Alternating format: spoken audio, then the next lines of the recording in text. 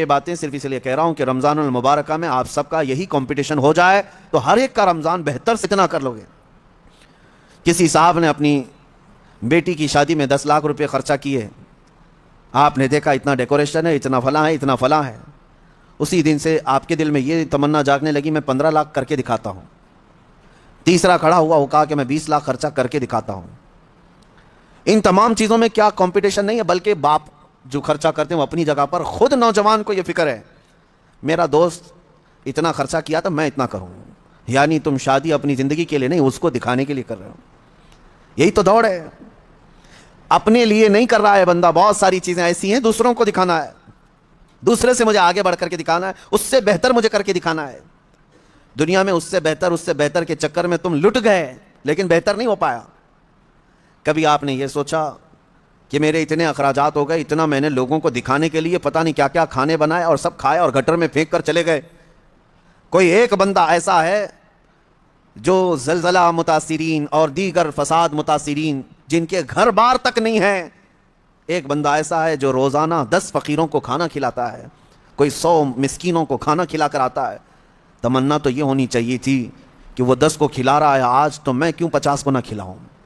یہاں پر اگر تم کھلانے کی بات کرتے تو اللہ کا قرب حاصل کرتے, اللہ کا قرب حاصل کرتے. باقی پارٹی شارٹی جو ہے اس میں سوائے اسراف اور فضول خرچی اور بربادی کے کچھ حاصل نہیں ہے, کچھ حاصل نہیں. اور کب تک لوگوں کو راضی کرو گے؟ میں نے دیکھا ہے گھنٹے 2 گھنٹے کے لیے تمہاری پارٹی میں آئیں گے, گن کر کے جائیں گے کتنے کھانے بنے ہیں. یہی گننے کے لیے لوگ آتے ہیں. ٹھیک ہے 6 قسم کے کھانے تم نے بنائے تھے, وہی تمہارے ہاں جو کھایا ہوا ہے کل کسی اور کے ہاں کھائے گا اور بولے گا ارے بھائی تمہاری تو 6 ہی تھی, میں آج یہاں پر 8 والے کھا کے آیا ہوں. تمہاری تو سارے اخراجات, تمہاری ساری فیلنگ تو گئی, ختم ہو گئی. جس کو راضی کرنے کے لیے اتنے خرچے کیے تھے, تمہاری استطاعت سے بڑھ کر کے خرچہ کیا تھا, وہ کسی اور جگہ کھا کر کے پھر یہ کہے گا تیرا کم تھا فلاں کا زیادہ تھا, تو تمہیں بے سکونی ایسی ہی رہ جائے گی, وہ بے اطمینانی ویسی رہ جائے گی. چھوڑو. اسی لیے کہا ہے شاعر نے, چھوڑ فکر دنیا کی چل مدینے چلتے ہیں. اور وہاں دوڑنے کی جتنے لوگ بات کرتے ہیں وہ سبقت لے جاتے ہیں, سبقت لے جاتے ہیں. اسی لیے ہم نے دیکھا ہے, میں بلا مبالغہ کہہ رہا ہوں, میں اکثر ان بزرگوں کی تاریخ پڑھتا بھی ہوں اور ان کی کتابیں مجھے بڑی پسند بھی ہیں, یا ان کی صحبت مجھے بہت اچھی لگتی ہے جو کثرت سے میرے آقا صلی اللہ تعالیٰ علیہ وسلم کے کمالات کا ذکر کرتے ہیں. دل لگتا ہے ان بزرگوں کے پاس. اس کی وجہ یہی ہے کہ ان کو ہم جتنا پڑھتے ہیں ہمارے اندر سے اتنا ہی عشق رسول بڑھتا چلا جاتا ہے, اتنا ہی بڑھتا چلا جاتا ہے. ہو سکتا ہے پہلے ایسی تمنائیں نہیں تھی, لیکن بزرگوں کو پڑھنے کے بعد کچھ اور ہی تمنائیں ہونے لگتی ہیں. ظاہر سی بات ہے.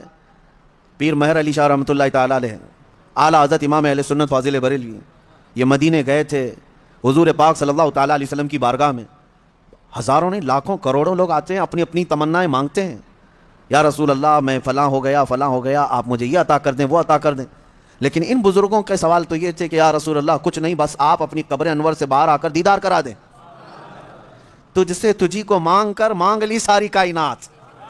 ان کا فلسفہ یہ تھا, تجھ سے تجھی کو مانگ کر مانگ لی ساری کائنات. وہ اپنے ہو گئے تو رحمت پروردگار اپنی.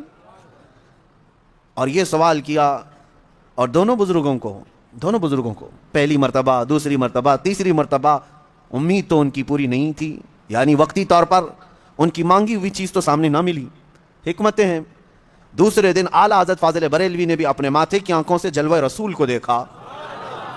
پیر مہر علی شاہ صاحب مدینے سے رخصتی ہو گئے, یہ کہتے ہوئے کتے مہر علی کتے تیری سنا, گستاخ آنکھیں کتھی جا اڑیاں.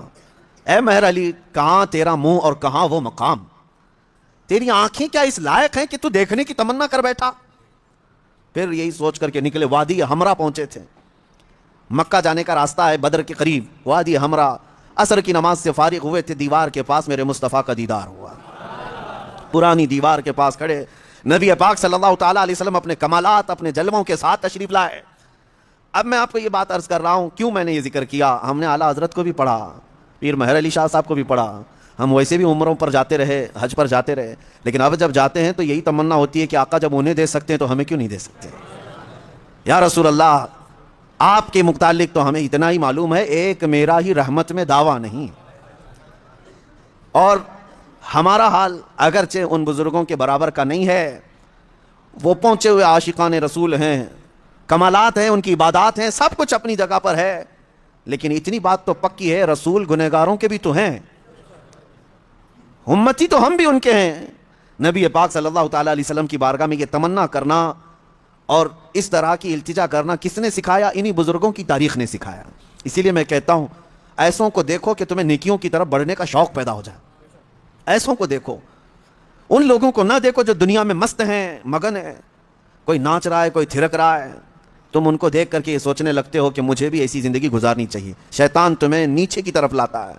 دنیا داروں کو جب جب دیکھتے رہو گے گناہوں کی خواہش پیدا ہوتی رہے گی۔ ایک بات یاد رکھ لینا، گناہ تمہارا نفس بعد میں کرتا ہے، لیکن تمہاری آنکھیں پہلے نظارے دکھاتی ہیں، دنیا کی رنگینیاں تمہارے سامنے لاتی ہیں، فلاں کی زندگی، فلاں کی زندگی، فلاں کی زندگی۔ آپ کیا سمجھتے ہیں ٹی وی، یہ تمام چیزیں جو لائی گئی ہیں، ٹیلی ویژن، پوری دنیا بھر کی عیاشی تمہارے آنکھوں کے سامنے لائی جاتی، کیوں؟ یہ شیطان اچھی طرح یہ جانتا ہے کہ یہ نفس پر ہزار کنٹرول کر لے گا، لیکن اپنی آنکھوں پر کنٹرول کرنا اس کو بہت مشکل ہے۔ اور جہاں یہ نگاہیں بہکی، پھر یہ نگاہوں کے اثر میں اس کا پورا نفس بھی وہی کام کرے گا۔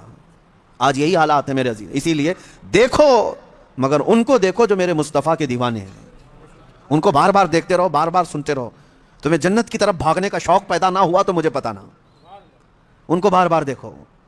اور یہ دنیا داروں کو جتنی بار دیکھو گے دنیا میں جینے کی ہوس بڑھتی چلی جائے گی، نہیں مجھے اور جینا ہے، اور چھوٹی چھوٹی چیزوں سے ڈرنے لگو گے، ارے نہیں ابھی تو مرنا نہیں ہے، مجھے ابھی اتنا بنگلہ بنانا ہے، مجھے ابھی یہ کرنا ہے۔ دنیا داروں کو جتنی بار دیکھتے جاؤ گے ہوس بڑھتی جائے گی دنیا میں جینے کی، لیکن ایک بات پکی میں آپ کو بتاؤں، عاشقان مصطفیٰ کو جتنی بار دیکھو گے موت کی تمنا آتی رہے گی، کب آنکھیں بند ہوں گی، کب حضور کا زیارت ہوگی۔ وہاں مرنے کا ڈر ہی ختم ہو جاتا ہے، موت کا خوف ہی نکل جاتا ہے۔ اسی لیے میرے عزیزو، یہ فیصلہ تمہارے ہاتھ میں ہے کہ اب بچے ہوئے جو زندگی کے دن ہیں کس طرف دوڑتے ہو۔ حسد نہیں ہے، اور اگر اس میں حسد بھی ہو تو نیکیوں میں ہے۔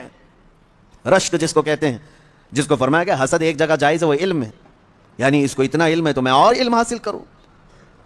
اگر کوئی 2 رکعت نماز پڑھ رہا ہے تو آپ کے اندر اس بات کی تمنا جاگنی چاہیے میں 4 پڑھوں۔ نیکیوں میں دوڑ لگاؤ، اور آپ کو پتا ہے صدقہ دکھا کر دینا افضل ہے کہ چھپا کر دینا افضل ہے؟ سب کو پتا ہے چھپا کر دینا افضل ہے، نہیں، لیکن زکوٰۃ دکھا کر دینا افضل ہے۔ زکوٰۃ کو چھپا کر نہیں، دکھا کر دینا افضل ہے۔ کیوں؟ تم جتنا بانٹ رہے ہو دوسروں کو بھی ترغیب ہو، اس سے زیادہ وہ خیرات کرے گا۔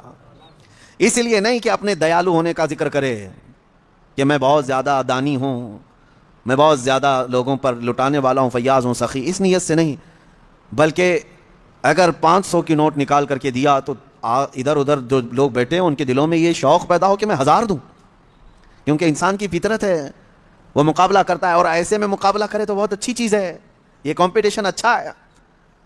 اور میں اسی بات کی ترغیب دیتا ہوں نوجوانوں کو بھی کہ آپ خود دوسروں کے متعلق بہت ساری چیزیں پوچھتے رہتے ہیں، بہت ساری چیزیں پوچھتے ہیں، کتنا کماتے ہو، نوکری کون سی ہے، کون سی کمپنی ہے، سیلری کتنی، پیکج کتنا، یہ سب سوالات ہیں۔ اور جب وہ جواب دیتا ہے میری کمپنی فلاں ہے، تنخواہ میری 50 سے 70 ہزار کی ہے، اور پھر سہولیات کیا ہیں، گاڑی آتی ہے، لے جاتی ہے، چھوڑتی ہے، یہ سب سنتے ہو، پھر دل میں یہ تمنائیں جاگنے لگتی ہیں، میری تو 1 لاکھ ہونا چاہیے، میری کمپنی اس سے بڑی ہونی چاہیے، مجھے بھی ایسی سہولیات ہونی چاہیے۔ یہ جو تمنا تمہارے دل کے اندر آئی تمہارے پوچھنے پاچھنے کی وجہ سے ہی آئی۔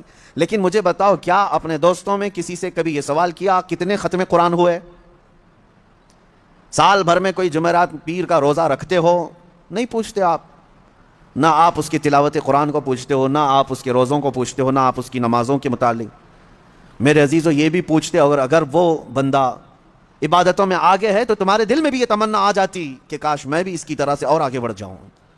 میں یہ باتیں صرف اس لیے کہہ رہا ہوں کہ رمضان المبارکہ میں آپ سب کا یہی کمپٹیشن ہو جائے تو ہر ایک کا رمضان بہتر سے بہترین ہوگا، بہتر نہیں بلکہ بہترین ہوگا، بہترین ہوگا۔ عزیزان گرامی وقار، مجھے یاد ہے بچپن میں جب چھوٹے تھے تو رمضان میں روزانہ اسکول جانے کے بعد یہی چیزیں ہوتی تھی، تیرے کتنے روزے ہوئے، تیرے کتنے روزے ہوئے، ہر ایک کے روزے ہی ایک دوسرے کو پوچھتے رہتے۔ لیکن ہو سکتا ہے آپ کے ساتھ بھی ایسا ہوتا رہا ہوگا، سارے دوست جیسے 10 رمضان آ گئے، 15 رمضان آ گئے، ہر ایک کو پوچھتے رہتے ہیں کتنے ہوئے، کسی کے 7 ہوئے، کسی کے 10 ہوئے، کسی کے 12 ہوئے، اور کوئی کہتا ہے پورے ہوئے ہیں، اب تک کے پورے ہوئے ہیں۔ ہم بھی اس وقت سنتے تھے, ایک دوسرے سے بات کرتے تھے, لیکن اس وقت ایک دوڑ رہتی اور گھر میں آ کر جھگڑا بھی کرتے, فلاں کے تو 10 ہو گئے, مجھے سحری میں ضرور اٹھانا, نہیں تو میں اس کے پیچھے پڑ جاؤں گا, میں اس کا پیچھے ہو جاؤں گا. تو یہ دوڑ کہاں سے آئی؟ یا آپسی ماحول سے آئی. یہی انوائرمنٹ ہم چاہتے ہیں کہ نیکیوں میں سبقت لے جانے کا انوائرمنٹ ہو جائے, ماحول ایسا ہو, دوڑ لگے. صرف رمضان میں نہیں, تلاوت قرآن میں بھی. میں آپ کو بتاؤں, آج تقریباً 6 سال سے زیادہ کا عرصہ ہو گیا ہوگا ہماری ذکر کی محفل کو. اس سے قبل مدینہ جامع مسجد میں بھی ذکر کی محفلیں ہوتی رہیں, اس کے بعد پھر یہاں پر. ایک ایسے بندے کو میں جانتا ہوں, ان پچھلے 6 سالوں سے لے کر آج تک ذکر کی ایک محفل بھی اس کی ناغہ نہیں ہوئی. اب تک جتنی محفلوں میں حاضر رہا, اتنی محفلوں میں وہ بھی حاضر ہے. یہ اس لیے میں عرض کر رہا ہوں کہ لوگ اپنے اپنے ریکارڈ بنانا چاہتے ہیں.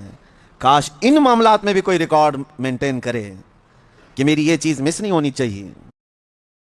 السلام علیکم ناظرین, اسی طرح کے اسلامک ویڈیو دیکھنے اور سننے کے لیے ہمارے چینل کو سبسکرائب کریں. جزاک اللہ خیرن جزا.